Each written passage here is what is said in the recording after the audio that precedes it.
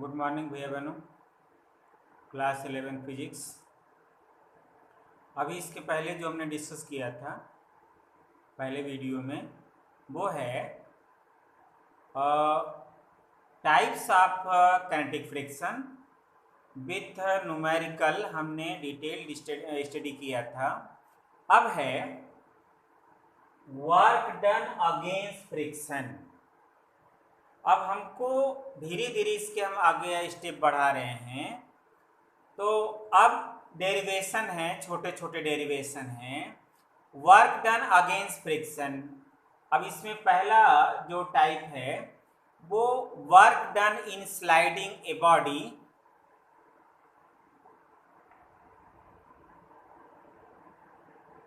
Work done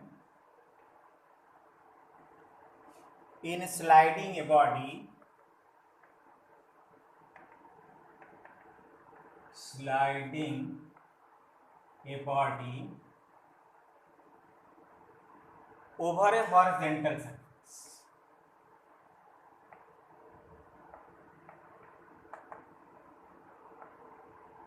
Horizontal surface. अब इसके लिए suppose that A horizontal surface, a sliding body, suppose a block,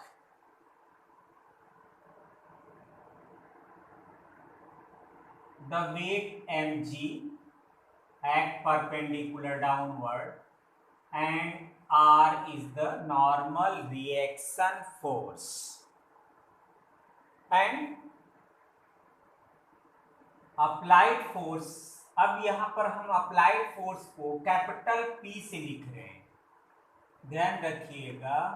ये है P अप्लाइड फोर्स और यहाँ ये है, अगर ये जब हम इसको खींच रहे हैं तो हमारा ये क्या हो जाएगा, Fk, यानी फोर्स ऑफ काइनेटिक फ्रिक्शन। ये है sliding.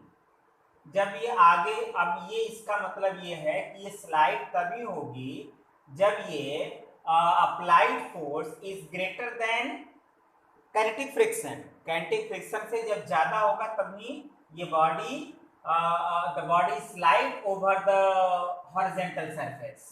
Suppose after a few minutes, after some time, the body is at this position. ये मान लीजिए सब कुछ एज इट इज, वहां भी P mg R,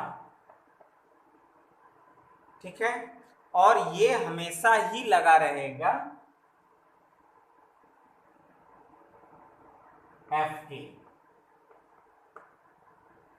मान लेते हैं कि ये डिस्टेंस यस, ये मूव, ये चीजें फिगर में पूरी तरह से जब आ जाती हैं तो आपको बहुत कंसीडरिंग लिखने की जरूरत नहीं है। तो वर्क डन अगेंस्ट फ्रिक्शन, सीधे सीधे आप यहां पर आ जाएंगे। Work done against friction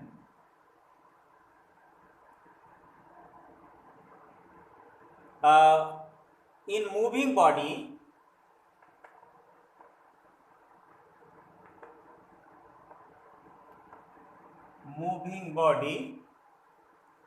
through distance s,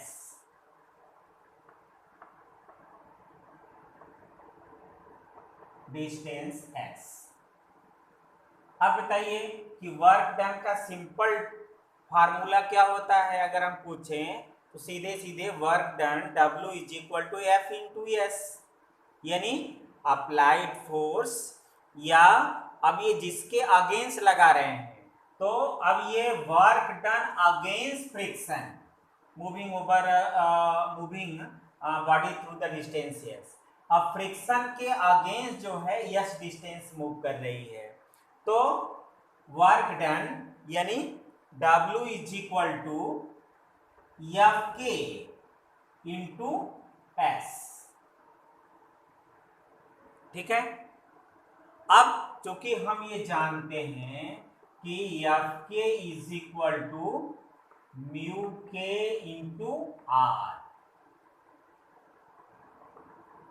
और आर क्या है हमारा, R is equal to M G, तो ये डब्ल्यू इज इक्वल टू क्या हो जाएगा, वह यहां पर लिख दीजिए। पहले आप चाहे म्यू के डायरेक्ट लिख दीजिए एम जी इंटू एस, क्योंकि हम ये निकाल चुके हैं म्यू के एम जी इंटू एस। तो ये फार्मूला हमारा हो गया, बहुत सिंपल, केवल ये फार्मूले से कि ये जो है फ्रिक्शन यानी फ्रिक्शनल फोर्स जिसके अगेंस्ट हम लगा रहे हैं, तो ये force of friction into distance S, यानी W is equal to F into S, तो ये इसकी वैल्यू पुट कर दीजिए, ये हमारा हो गया। बहुत सिंपल है। लेकिन जब इंक्लाइंड प्लेन पर चलते हैं तब ये डेरिवेशन थोड़ा सा ये बड़ा है। अब ये हम आगे चलते हैं। Work done moving a body up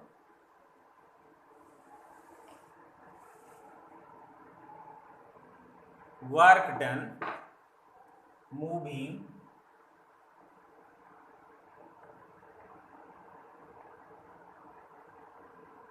body up ऊपर की ओर an inclined plane, inclined plane, ठीक है। अब inclined plane भैया बहन ध्यान रखिएगा, अब ये suppose that this plane is called inclined plane, इसमें एंगल बनती हो,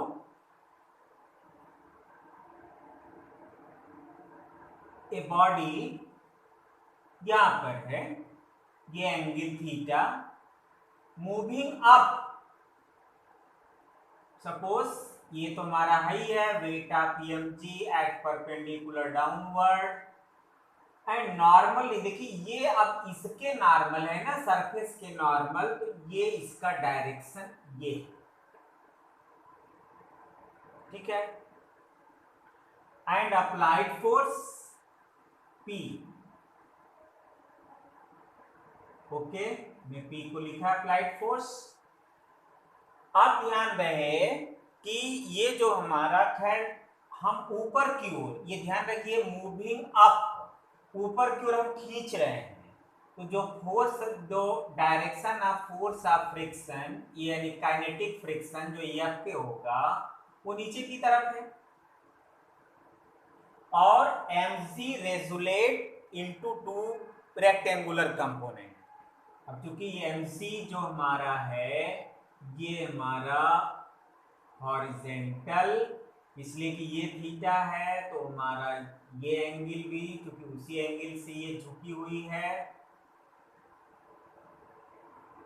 तो ये हो जाएगा, अब ये हो जाएगा बेस इसका, ये दो चीजें,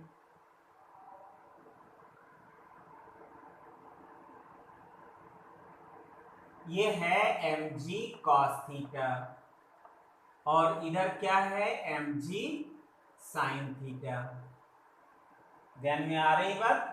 अब ये हमारा जो mg है वो टू कंपोनेंट में ये रिजॉल्व हो गया, to rectangular component, mg cos theta, अब ये चूंकि बेस है तो हॉरिजॉन्टल कंपोनेंट, और ये हमारा है vertical component mg sin theta. यानी अब नीचे की तरफ हमारे दो फोर्सेस हैं, एक mg sin थीटा है, दूसरा है Fk, इस अप्लाइड फोर्स के अगेंस्ट। ये दो होते हुए फिर भी हमारा जो है ये हम बॉडी ऊपर क्यों खींच रहे हैं, इसका मतलब अप्लाइड फोर्स इन दोनों फोर्सेस से ज्यादा है। अब हमको क्या निकालना है, वर्क डन। तो पहले हम ये निकाल लें कि ये जो वेट mg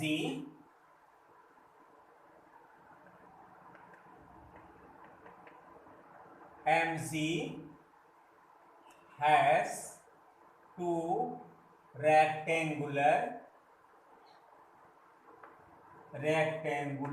component,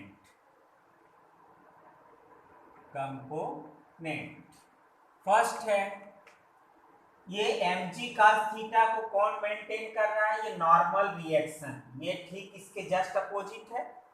तो इसका मतलब क्या हो गया, R is equal to M G cos theta, ये हमारा 1 है। सेकेंड, अब सेकेंड क्या हो रहा है, तो सेकेंड जो है अब ये P इज इक्वल टू, ये दोनों को मेंटेन करते हुए खींच रहा है, तो इसका मतलब P इज इक्वल टू क्या हो जाएगा, M G sine theta plus F के,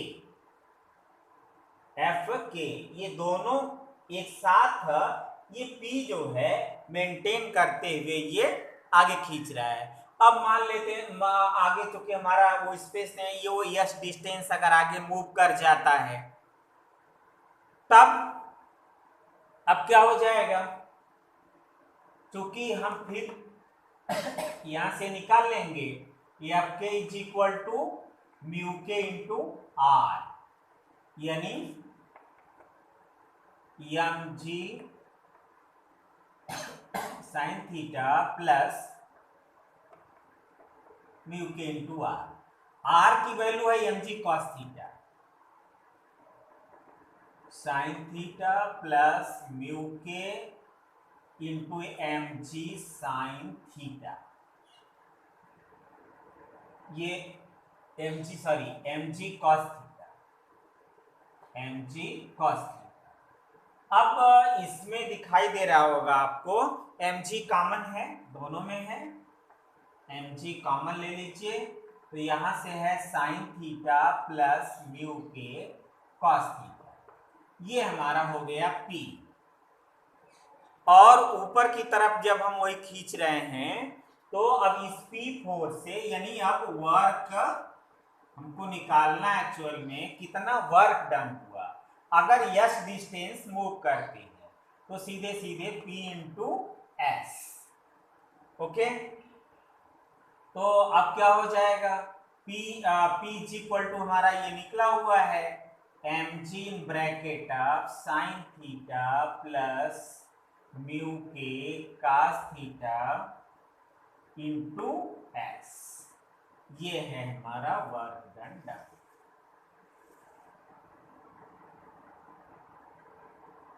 ये तो मूविंग अप के लिए है, आपके लिए जो होमवर्क है किसी के साथ है कि सब कुछ है, यानी ये work done in moving a body down in incline plane, अगर वो नीचे की ओर आ रही है तब ध्यान रखिएगा, जब नीचे की ओर बॉडी आएगी तो जो एफ के यानी फ्रिक्शनल फोर्स का डायरेक्शन ऊपर की ओर हो जाएगा। ये आपके लिए होमवर्क है, ये आप जो है इसके साथ आप ये होमवर्क करिएगा। तो यह हमने दो चीजें डिस्कस किया, पहले work done in moving work done in sliding a body over horizontal surface or moving up an inclined plane। अब जो आपको एक होमवर्क है कि ये down in an inclined plane, अगर वो नीचे की ओर आ रही है तब कितना वर्क डन होगा, ये आप अपने होमवर्क करिएगा।